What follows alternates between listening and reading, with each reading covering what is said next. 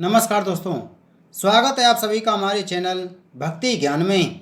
दोस्तों, आज मैं आपको जीवित पुत्र का व्रत की कथा सुना रहा हूँ।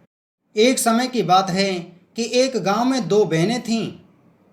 एक का नाम था सुखिया और दूसरी का नाम था दुखिया। दोनों का भाग्य उनके नाम के जैसा ही था।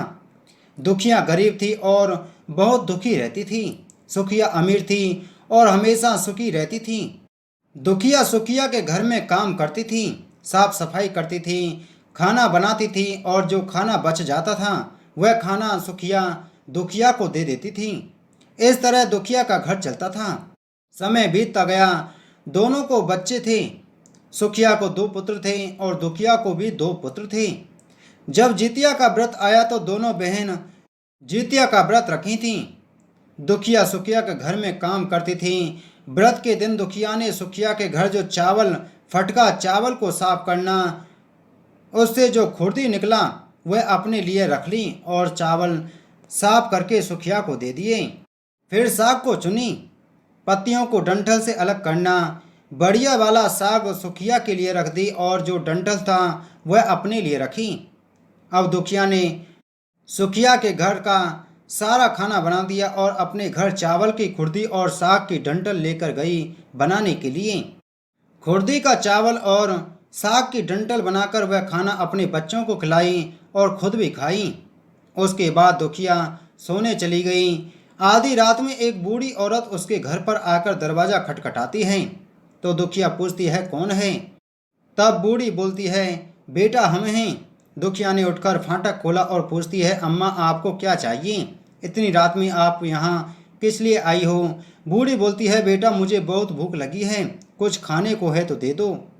दुखिया उसे घर के अंदर ले आती है और कहती है, हम लोग बहुत गरीब हैं, आज मैंने खुर्दी का चावल और साग की डंठल बनाया है, क्या आप खाएंगी? तो बूढ़ी कहती है, हाँ क्यों नहीं खाएंगे, हमें बहुत भूख लगी है, हम वही खाएंगे। दुखिया अंदर जाकर खुर्दी का चावल और साग की डंठल लाती है और बूढ़ी को देती है खाने के लिए। बूढ़ी खाना खाने के बाद कहती है कि मुझे अच्छे से कुछ दिखाई नहीं देता, इतनी रात में अंधेरे में मैं अपने घर कैसे जाऊंगी? तो दुखिया कहती है, कोई बात नहीं, आप यहीं पर सो जाइए, सुबह अपने घर चले जाना। तो बूढ़ी दुखिया के घर में ही सो जाती हैं।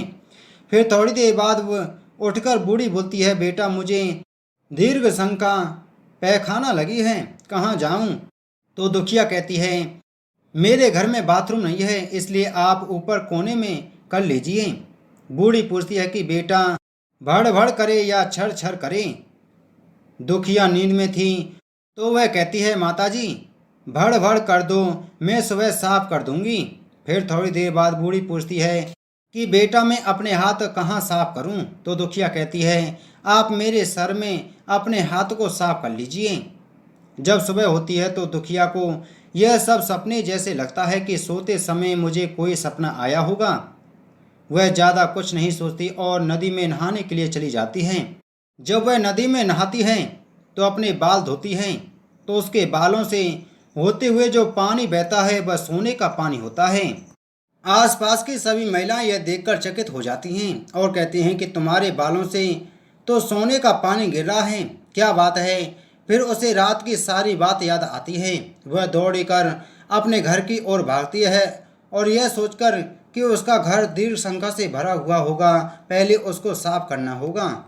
जब वह अपने घर में जाती है तो देखती है कि घर में हर कोने में ढेर सारा सोना बिखरा पड़ा है। यह देखकर दुखिया बहुत खुश हो जाती है और सोचती है कि यह सब जीमुत वाहन की कृपा है। यह सब जो माता का रूप धारण करके मेरे घर आए और मुझे इतना आशीर्वाद दिया। अब दुखिया अमीर हो जाती है और सुखिया के घर जाकर काम करना बंद कर देती है। दुखिया जब अपना व्रत पूरा करती है तो अपने पुत्र से कहती है कि जाओ मौसी के घर से तराजू लेकर आओ, यह नापने के लिए कि यह सोना कितना है। बच्चा बहुत खुशी से सुखिया मौसी के घर जाता है और तराजू मांगता है। तो सुखिया पूछती है कि तराजू पर क्या नापना है? तो बच्चा बोलता है कि मेरे घर में बहुत ढेर सारा सोना है, उसी को मम्मी नापेगी। सुखिया कहती है, खाने के लिए तुम्हारे पास कुछ भी नहीं है और सोना नापेंगे, मुझसे झूठ कहते हो? तो बच्चा कहता है, नहीं मैं झूठ नहीं बोल रहा हूँ। सुखिया सोचती है जब तराजू मांगा है तो कुछ ना कुछ तो जरूर नापना होगा, इसलिए वह तराजू के पीछे गोंद लगा देती है कि जो भी नापेगी वह थोड़ा सा इसमें चिपक जाएगा। दुखिया जब तराजू पर सोना नापती है तो कुछ सोना का टुकड़ा उस बूंद के चिपक जाता है। जब बच्चा तराजू लौटाने आता है तो सुखिया उसको पलट कर देखती है तो उसे तराजू में सोना लगा हुआ मिलता है। सुखिया सोचती है उसके घर में जरूर कहीं से सोना आया होगा, इसलिए वह कई दिनों से काम पर नहीं आ रही है। सुखिया उसके घर जाकर देखती है कि यह सोना कहाँ से आया। जब सुखिया दुखिया के पास जाकर पूछती है कि तुम्हारे पास कहाँ से इतना सोना आया कि तुम तराजू मंगाई नापने के लिए, तो दुखिया उस रात की सारी कहानी अपनी बहन सुखिया को बताती है। दुखिया का मन एकदम सच्चा था, इसलिए वह सब कुछ बता दी, लेकिन सुखिया के मन में लालच आने लगा कि दुखिया के पास हमसे भी ज़्यादा धन आ गया। अब अगले जितिया में मैं भी खुर्दी का चावल और साग की डंठल बनाऊंगी। फिर अगले साल जितिया व्रत दोनों बहनों ने रखा। सुखिया के पास हर तरह का सुख था और धन भी था, फिर भी वह जितिया के दिन चावल फटककर सब चावल फेंक दी और खुर्दी अपने पास रख ली। साग को तोड़कर पत्तियां फेंक दी और डंठल अपने पास रख ली और वही बनाई। खा पीकर पूजा पाठ करके सोने चली गई। फिर आधी रात में उसके घर में भी बूढ़ी आई और दरवाजा खटखटाती है। सुखिया उसका इंतजार कर ही रही होती है। वह तुरंत दरवाजा खोलकर बूढ़ी को अपने घर के अंदर ले आती है। बूढ़ी बोलती है कि मुझे बहुत भूख लगी है, कुछ खाने को दे दो।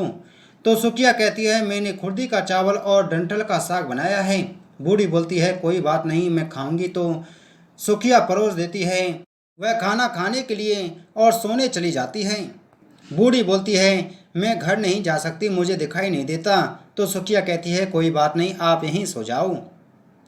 थोड़ी देर बाद बूढ़ी फिर बोलती है कि मुझे दीर्घ संग का पैखाना लगी है, कहाँ करूँ। तो सुखिया कहती है कहीं कोने में कर लीजिए।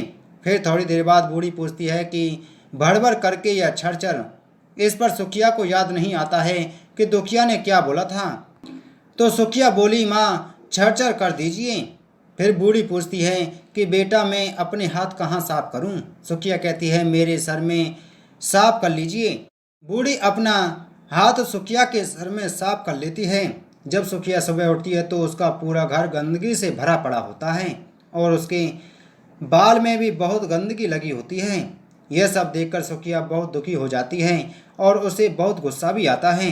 वह अपनी बहन दुखिया को बुलाती है और उसको गुस्सा करती है कि तुमने मुझसे झूठ कहा और मेरा पूरा घर गंदगी से भरवा दिया। तो दुखिया पूछती है कि तुमने क्या कहा था, भड़बड़ या छरछर। तो सुखिया कहती है मैंने तो छरछर बोली। तो दुखिया कहती है यहीं पर तो तुमने गलती करी और तुम्हारे पास तो सब कुछ था, किसी भी चीज़ की कमी नहीं थी, फिर भी तुमने लालच किया। मेरे पास तो कुछ भी नहीं था, तुम्हारे पास तो सब कुछ था। तुम्हारे घर जीत मन बाबा जीमुत बहान भेष बदल कर आए, लेकिन फिर भी तुमने उन्हें अच्छा खाना नहीं परोसा। मेरे पास तो कुछ नहीं था, इसलिए मैंने उन्हें खुर्दी का चावल और साग का डंठल परोसा था। तुमने अपने घर आए भगवान का अपमान किया है। सब कुछ रहते हुए भी तुमने साग और भात खिलाया। तुम्हारे पास सब कुछ होते हुए भी तुमने लालच नहीं करना चाहिए, इसलिए तुम्हारे साथ बुरा हुआ। बोलो जीमुत महान देवता की जय।